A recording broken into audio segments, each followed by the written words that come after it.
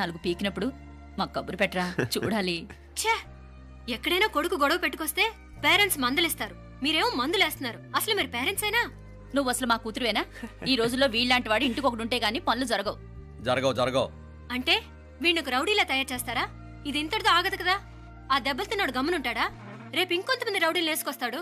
వేసుకొస్తే వీడు నలుగురు నేసుకుని వెళ్తాడు. చాలకపోతే మేము తలో కర్ర పట్టుకుని జాయిన్ అవుతాం. దేవుడా, వీళ్ళ నువ్వే కాపాడాలి. ఏయ్, నీలాగా ప్రతిదీ మేము దేవుడి మీద భారం వేసేయం. మాకు చేతనైంది మేము చేస్తాం. నానా, ఈ బీసీ నాటిదంతా ఉంటే మనం కూడా పురాణ కాలంకి వెళ్ళిపోతాం. అర్జెంటుగా దీనికి శాలిటీ చూసి బయటికి పంపించండి. ఈ ఫాస్ట్ జనరేషన్లో మనం ముందుకు పోదాం. రే, చిన్నాడువైన ఈ తండ్రి బాధ్యతను మా బాగా గుర్చేసావురా. ఎలాగో దీనికి ఫైనల్ ఎగ్జామినేషన్స్ కూడా అయిపోయినాయి కదా, ఓ మంచి సంబంధం చూసి చేసేస్తే సరి. అవునవును. అరే సిగ్గుపడుతుంది. అరే, మీనాక్షి పెళ్లి కూతురాయనే, మా మీనాక్షి పెళ్లి కూతురాయనే. పి పి పి డుమ్ డుమ్ డుమ్, పి పి పి డుమ్ డుమ్ డుమ్, పి పి పి డుమ్ డుమ్ డుమ్. ఆగండి. ఏంటి అంతలా వచ్చావు? కాంపతీస్ ట్విస్ట్ ఏమేవో కదా. ఆ చేసేదేదో తొందరగా చేసేయండి, వీడి గొడవ తప్పుతుంది. అది గ్రీన్ సిగ్నల్ ఇచ్చేసింది. వెంటనే ఏదైనా మ్యారేజ్ బ్యూరోని కాంటాక్ట్ చేస్తే బెటర్ కదా. ఇలాంటి బ్యూరోల్ని ఇంటర్నెట్ని నమ్ముకోవడం అంత మంచిది కాదు. ఏదైనా మనాళ్ళలోనే దగ్గర సంబంధం చూస్తే మంచిది. ఇలాంటి మంచి చెడ్డలు చూడటానికి మా అక్కయ్య ఉంటే ఎంత బాగుండేది. ఏ పోయిందా? ఏంటి ఆ మాటలు? లేకపోతే ఏంటి నాన్న, ఈ మధ్య మీ అక్క ఉత్తరం ముక్కన రాసావా? కనీసం ఆవిడ ఎలా ఉందో కనుక్కున్నావా? లేదురా, ఆ మధ్యన వాళ్ళ ఊర్లో కరువు వచ్చిందన్నట్టుగా గుర్తు. ఆ ముక్క కనీసం తనైనా రాసింది కాదు. అవును కమలా, అక్కయ్య దగ్గర నుంచి ఆకృతం ఎప్పుడొచ్చింది? దానిలో కొత్త అడ్రస్ ఉందేమో చూడు.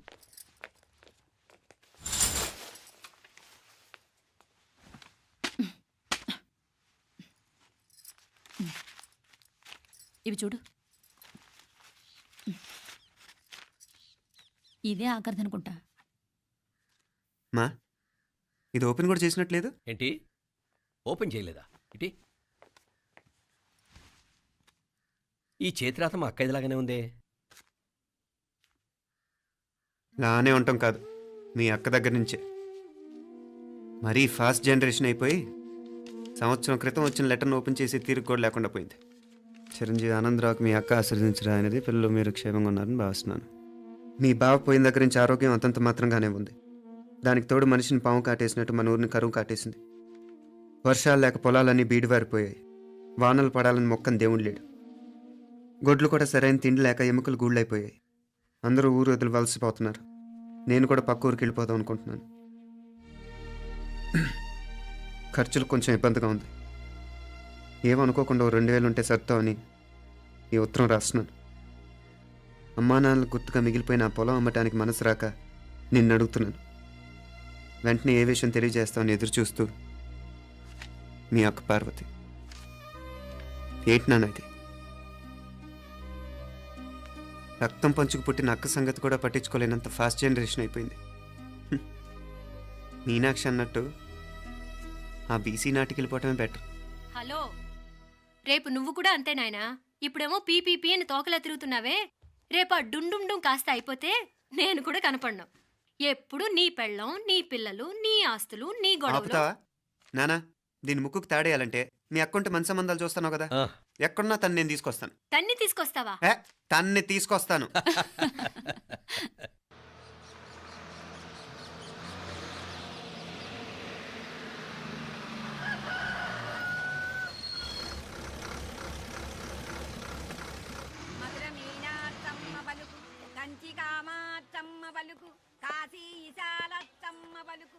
బాబు, ఇక్కడ కావూరి పార్వతమ్మ గారి ఇల్లు ఆ సందులో రామాలయం పక్కనుందండి.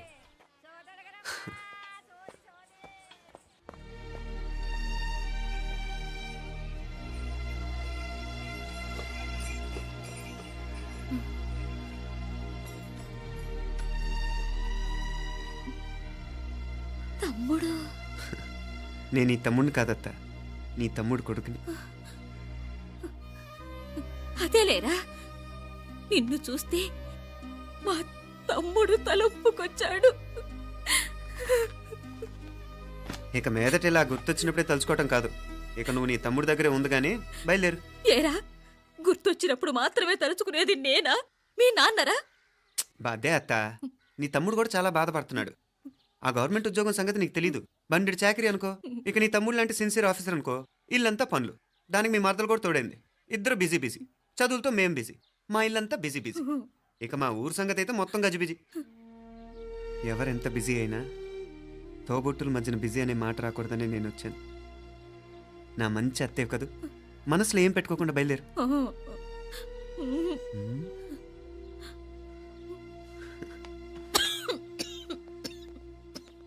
ఇంకా ఈ నాటు మందులతో పనేంటత్తా? నీ తమ్ముడు నిన్ను పెద్ద ఆసుపత్రిలో చూపించాలని చూస్తుంటేను. ముందు నువ్వు బయలుదేరు. నేనేమైపోతే మీకేంట్లేరా? మీరా బిజీ బిజీ ఊళ్ళోనే హాయిగా ఉండండి. ఇదేంటి నేను మాట్లాడేస్తున్నాను? నువ్వు మాట్లాడకపోతే ఎలా అత్త? ఆడపిల్లకి అమ్మ మీద ఆశ, మగపిల్లాడికి అత్త మీద ఆశ. నేనేం నీకోసం ఆడపిల్లని కనలేదుగా. కనేసున్నా పోయేది. దాన్ని నేనే పెళ్ళాడేసి నీకు తోడుగా ఇక్కడే ఉండిపోయేవాడిని. అప్పుడేమన్నా అనుకుంటే నేను ఆడేవాడిని. చెప్తున్నాను కదత్తా, మీ అక్క తమ్ముళ్ళ మధ్యన ఉంది చాలా చిన్న గీత. మన ఇంట్లో పెద్ద దిక్కు నువ్వే కదా. నీ తమ్ముడేమో మీనాక్షికి దగ్గర సంబంధం చూస్తే బాగుంటుంది అంటున్నాడు. ఆ మంచి చెడ్డ చూడాలంటే మాకు నువ్వు తప్ప ఇంకెవరున్నారు చెప్పు? మీనాక్షికి సంబంధాలు చూస్తున్నారా? ఇంకా చూడలేదత్తా. నీ తమ్ముడు నీకే అపనప్ప చెప్పాలనుకుంటున్నాడు. అట్టయితే ఆ బూరుగు పిల్లల సంబంధం మాట్లాడేస్తే సరి. ఏ బూరు పల్లెలు? అదేరా, కుర్రాడు కూడా బాగా చదువుకున్నాళ్లే. ఇంద్రవల్లిలో ఉంటారు. అయితే మనం హైదరాబాదు. ఆ నా తమ్ముడి కూతురు పెళ్లి నేను కాక మరెవర్రా చేసేది? నేను బండి కట్టించుకుని రానా? కొంచెం ఆగరా, ఏదైనా తిని వెళదు. తర్వాత తింటానత్తా. నువ్వు ముందు రెడీ రెడీ అవు.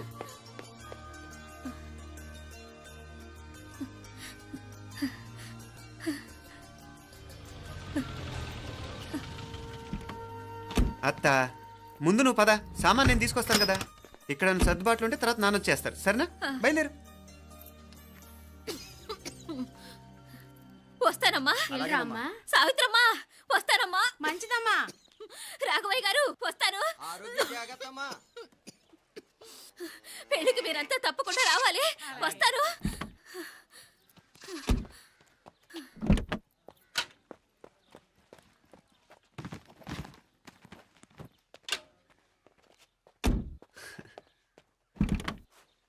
జరుగత్తా, జరుగు. అత్త అత్త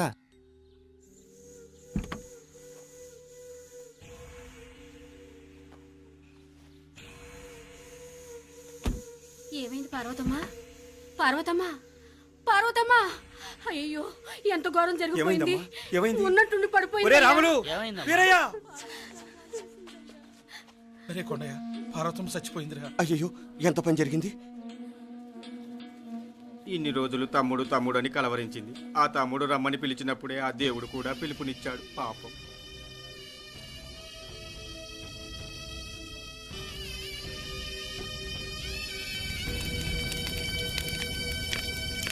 మా నాన్నగారి సంతానంలో నేను తప్ప ఇంకెవ్వరూ మిగల్లేదు. అయిన వాళ్ళందరూ వెళ్ళిపోవటంతో మీరందరూ ఉన్నా కూడా నాకంటూ ఎవ్వరూ లేరనిపిస్తోంది. మీ అక్కయ్య కళ్ళల్లో కూడా ఇదే చూశాను నాన్న. కాకపోతే తను పోయాక నువ్వు ఎవరు లేరని ఫీల్ అవుతున్నావు. మన అందరం ఉండి కూడా తన ఒంటరితను అనుభవించింది. పోయేటప్పుడు కన్నీళ్లు కార్చడానికి నానే వాళ్ళు ఎవరు లేకపోవటం చాలా దురదృష్టం నాన్న. పగాడికి కూడా ఈ పరిస్థితి రాకూడదు. తెలుసో తెలియకో నాన్న చాలా తప్పు చేశాడనిపించింది. ఎంత మెకానికల్ లైఫ్లో పడిపోయినా తోబొట్టులు నిర్లక్ష్యం చేసుకొని పోగొట్టుకోవడం మహాపాపం. కళ్ళు తెరుచుకొని చూస్తున్నట్టుగానే పోయిన అత్తయ్య చివరి చూపు ఈ విషయాన్ని శాశ్వతంగా నా గుర్తుండిపోయేలా చేసింది.